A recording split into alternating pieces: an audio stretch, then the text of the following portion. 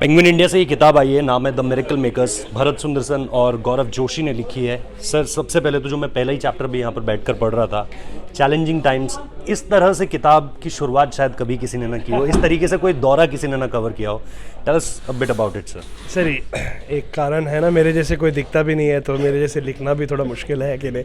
नहीं, मतलब मैं चाहता था कि जब ये किताब शुरू किया हमने, तो नॉट जस्ट क्रिकेट पे तो फोकस, तो हमने अभी क्या 2 डॉक्यूमेंट्री देखा है। एक डॉक्यूमेंट्री में तो मैं भी हूँ, और भी किताब आए हैं सीरीज़ के बारे में। तो क्रिकेट के बारे में तो हम बात करेंगे, लेकिन हम ये पेश करना चाहते थे बिकॉज हम दोनों अकेले इंडियन ओरिजिन जर्नलिस्ट हैं वहाँ पे, कि कितना अलग था माहौल, कि सिर्फ क्रिकेट फील्ड पे कुछ अलग अजीब नहीं हो रहा था, लेकिन ऑफ द फील्ड भी हो रहा था कोविड की वजह से, और कितना चैलेंजेस थे और कितना डिफरेंट था।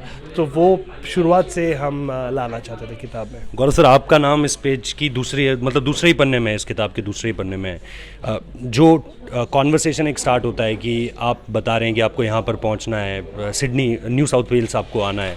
ये अपने आप में जिस तरह का एक्सपीरियंस है, आप इसको किस तरीके से देखते हैं? मुझे नहीं लगता दुनिया में कोई और पत्रकार कभी आने वाले समय में इस तरह की चीज़ों को फेस कर पाए। एटलीस्ट हम चाहते तो ऐसा ही है। जी बिल्कुल, और ये इसलिए हम लोग ने ये किताब लिखा है, जैसे भरत बोल रहा था, क्योंकि इतनी यूनिक सीरीज़ है। जो ऑन द फील्ड है तो सबको देखता है, लेकिन जो ऑफ द फील्ड जो होता है, ट्रेनिंग स्टेशन, वहाँ पे नेट बॉलर्स नहीं है, क्यों नहीं है, उसके बाद में कहाँ जाने वाले प्लेयर्स को भी पता नहीं है, हमको पूछ रहे, ये सब बैक स्टोरीज है ये टूर का। क्योंकि बॉर्डर्स बंद थे, जैसे आप यहाँ पे बोलो तो हरियाणा से पंजाब नहीं जा सकते थे, और जा सकते थे तो आपको पता नहीं चलता कि कब जा सकते थे। तो ये सब बैकग्राउंड है ये टूर का, वो बहुत ही मतलब, इसलिए चैलेंजेस इतने थे ऑन द फील्ड नहीं ऑफ द फील्ड, इसलिए हम लोग ने ये किताब लिख दिया है। एक आखिरी सवाल मैं आप लोगों से पूछूंगा, क्योंकि बहुत हेक्टिक दिन है आप लोगों के लिए।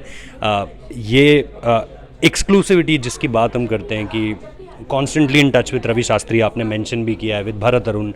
जाते जाते आप बस वो किस्सा सुना दीजिए जो आपने यहाँ पे ओपनिंग में भी सुनाया था, कि आपने कहा कि नटराजन को ट्राई कर दीजिए। I want to listen that accent again sir, please. नहीं, तो बेसिकली क्या हो गया था कि नटराजन तो नेट बॉलर के इसमें रखा था, वो रोल में उनको रखा गया था। तो आपको याद होगा कि T20 सीरीज़ भी वो रिज़र्व थे, डेब्यू किया, वनडे सीरीज़ में रिज़र्व थे, डेब्यू किया। तो ये तो जोक चल रहा था कि यार इस टेस्ट मैच भी खेल लेंगे, लेकिन वो बॉलिंग बहुत ही बढ़िया कर रहे थे नेट में। विराट कोहली और पुजारा सबको बीट कर रहे थे। तो एडिलेड ओवल में जो पहला टेस्ट मैच था, उसके पहले वाले दिन जो प्रैक्टिस सेशन ख़त्म करके लोग जा रहे थे, तो मैंने ऐसे रवि भाई को बोला कि अरे रवि भाई, नटराजन को खिला दो यार, वो इतना अच्छा बॉलिंग कर रहा है। तो उन्होंने भरत अरुण की तरफ देखे, बोला अरे बाट, नट्टू को खिला दे। तो भरत अरुण ने बोला हाँ रवि, क्यों नहीं, शायद उसको भी टेस्ट कैप देना पड़ेगा। तभी उस समय हम किसी को नहीं लगा था कि एक्चुअली होने वाला है, हम सब मजाक कर रहे थे।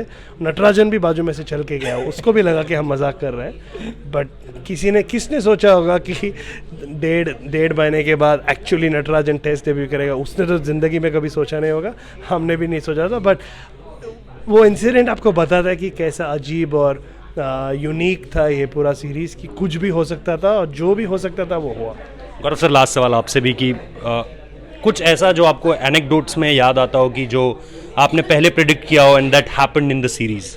ऐसा मतलब एनेक्डोट्स बहुत है किताब में, लेकिन मैंने कुछ प्रेडिक्ट नहीं किया। एक अच्छी स्टोरी है, जैसे इंडियन टीम जब पहुंची थी, दिवाली चल रहा था, तो उनको थोड़ा सा दिवाली में लॉकडाउन में थे, उन कमरे के बाहर भी परमिशन नहीं था, तो थोड़ा सा दिवाली का स्वीट्स और ये सब एक प्लेयर को, लेकिन एक प्लेयर ऐसे हमको बोला कि मैं शार्दुल ठाकुर, हमने हाँ लिख दिया है। तो मैं बाद में बोल रहा था लेकिन वो बोला कि मैं कुछ स्पीच नहीं, क्योंकि पता नहीं ये टूर लंबी टूर है, कब मौका मिलेगा। लेकिन if I break any of my routine और एवरीथिंग नाउ, लेकिन बाद में क्या होगा।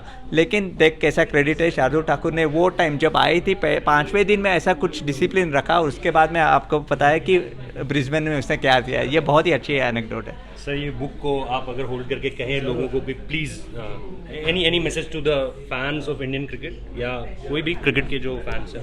नहीं, आप ज़रूर ये खरीदिए और पढ़िए, तो हमें रॉयल्टी मिलता है। नहीं बट नहीं बहुत ने भी खरीदी है। थैंक यू सो मच, ये आपका किताब है। नहीं, लेकिन मैं ज़रूर चाहता हूँ कि लोग ये किताब पढ़ें, क्योंकि बहुत अलग स्टोरी है ये।